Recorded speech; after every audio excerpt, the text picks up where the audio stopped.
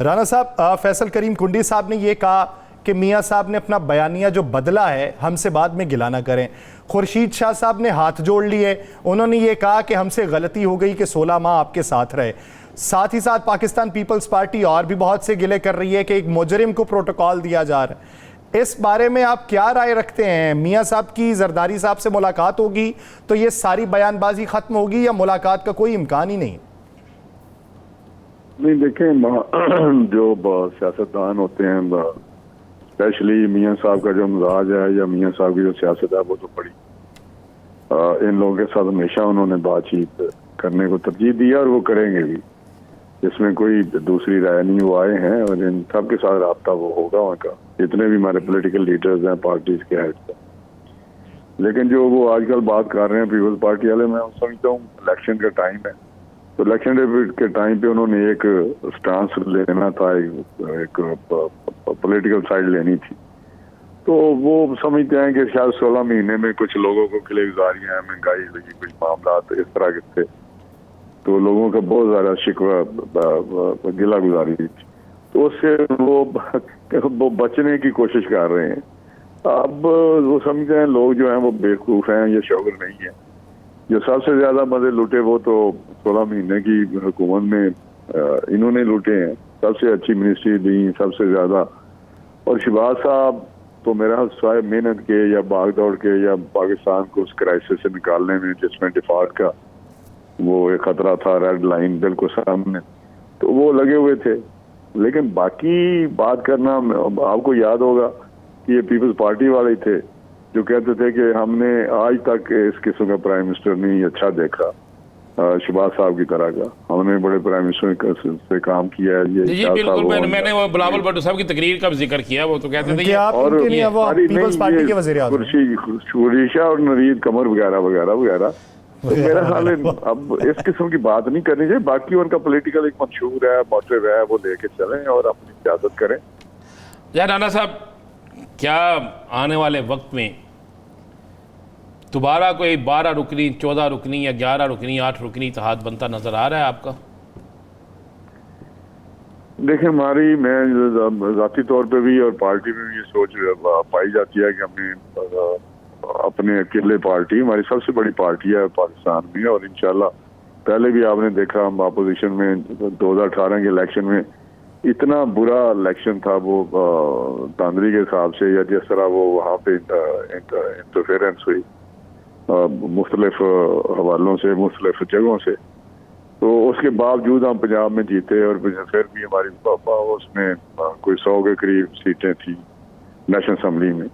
तो मैं समझता हमारी बड़ी पार्टी है। अब तो मियां साहब भी वापस आ गया, मियां नवाज शरीफ साहब, तो हम स्वीप करेंगे। लेकिन इलेक्शन के बाद हुकूमत, अगर हमें तो ख्याल है कि हमारी बहुत ज्यादा सीटें आएंगी, 2/3 मेजॉरिटी नहीं तो हम बड़ी वाज़ेह अक्सरियत से, बारीक सीरीज से जीतेंगे। लेकिन ये सारे फैसले इलेक्शन के बाद होंगे कि किस तरह गवर्नमेंट बननी है, किसने बनानी है और किस तरह चलना है आगे। लेकिन एक बात है कि अभी जो आप समझिए इलेक्शन में अलायंस, मेरा नहीं ख्याल कि कोई ऐसा हमारा अलायंस बनने जा रहा है। कुछ सीट की छोटी मोटी कहीं एडजस्टमेंट हो तो बिल्कुल हम कुछ ऐसे लोग हैं जिनको हम कैरी कर सकते हैं। तो वो जो बड़े अलायंस वाली बात है वो मेरे ख्याल में मुझे तो नजर नहीं आ रही। अच्छा राना साहब, एक समझ से बालातर बात है, अगर आप ये समझते हैं कि 16 महीनों में हमने पाकिस्तान को दिवालिया होने से बचाया है, ये तो बहुत बड़ा क्रेडिट है। लेकिन ये क्रेडिट पाकिस्तान पीपल्स पार्टी नहीं ले रही, वो बात आप पे कर रही है। आप ये कहते हैं कि वो इससे बरीउ जिम्मा होना चाहते हैं। क्या वो क्रेडिट से बरीउ जिम्मा होना चाहते हैं? ये एक अहम सवाल है। अगर ये क्रेडिट है तो मियां साहब इसका तज़किरा क्यों नहीं करते? वो पुराने दौर का तज़किरा क्यों करते हैं? या तो फिर कह दें कि ये डिसक्रेडिट वाला जमाना था और इसका बार कोई भी अपने कंधों पे नहीं उठाना चाहता। नहीं, मेरा ख्याल है आप का यासर साहब शायद सही ये ऑब्जर्वेशन नहीं है। जो ये क्रेडिट है कि हमने डिफॉल्ट से मुल्क को बचाया या निकाला है, वो तो मेरा ख्याल है सभी हम बात करते हैं और इस पे कोई दूसरी राय नहीं। शहबाज साहब, हम सब लोग ये बात करते हैं। जहाँ तक पीपल्स पार्टी की आप बात कर रहे हैं, वो ये क्रेडिट क्यों नहीं देते?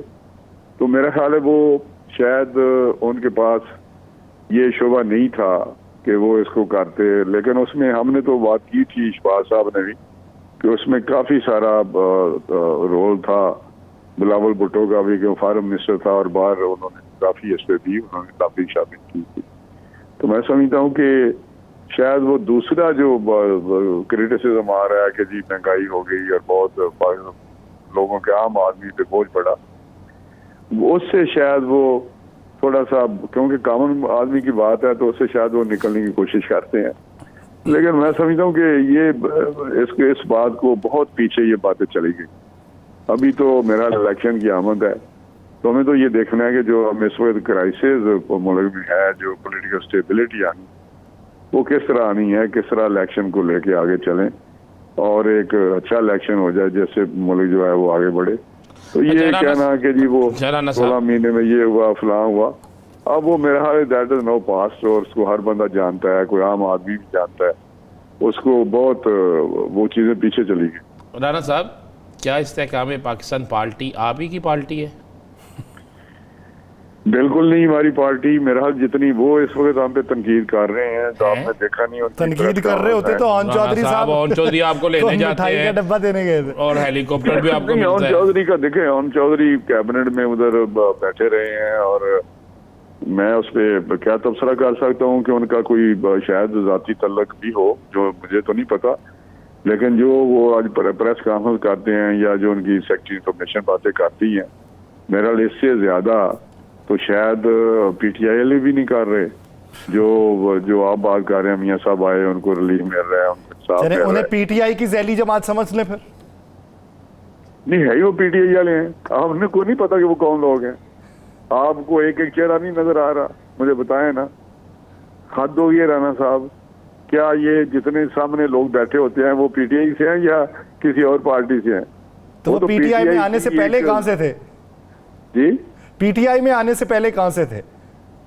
पहले मुस्लिम जमातों में थे, हमसे तो शायद भी गए हों, लेकिन वो लोग हैं वो जो बड़े सियासी पंछी हैं, हर वक्त वो उड़ते फिरते हैं और कभी उधर उस डाल पे कभी उस डाल पे। तो मेरा ख्याल है उसको हमारे साथ जोड़ना ये नहीं, वो एक पार्टी है और बड़ी, वो तो कहते हैं हमारे पास बहुत ज्यादा इलेक्टेबल्स आए हैं, जो पीटीआई में चले गए थे 2018 में, वो सारे उधर ही हैं। एक एक चेहरा देखें, चाहे प्रोविंशियल लेवल पे देखें या नेशनल लेवल पे देखें, वो सारे उधर बैठे हुए हैं। अच्छा, और वो तो अच्छा राणा साहब, सबसे और वो पंजाब में, मैं दूसरा राणा साहब बताऊं, वो पंजाब में ये काम कर रहे हैं। पंजाब में तो आपको पता है मुस्लिम लीग खून है। अगर यहाँ पे वो कोई करते हैं पॉलिटिकल एक्टिविटी, जरा जहानिया में मैं पढ़ा था कि वो जलसा कर रहे हैं, तो नेचुरली सबसे बड़ी पार्टी तो वोट बैंक तो मुस्लिम लीग नून क्या है पंजाब में, तो वो तो हम पे ही प्रेशर डाल रहे हैं ना। वहाँ पे वो जो कर रहे हैं तो पीपल्स पार्टी पे या पीटीआई पे या किसी और पे थोड़ा कर रहे हैं।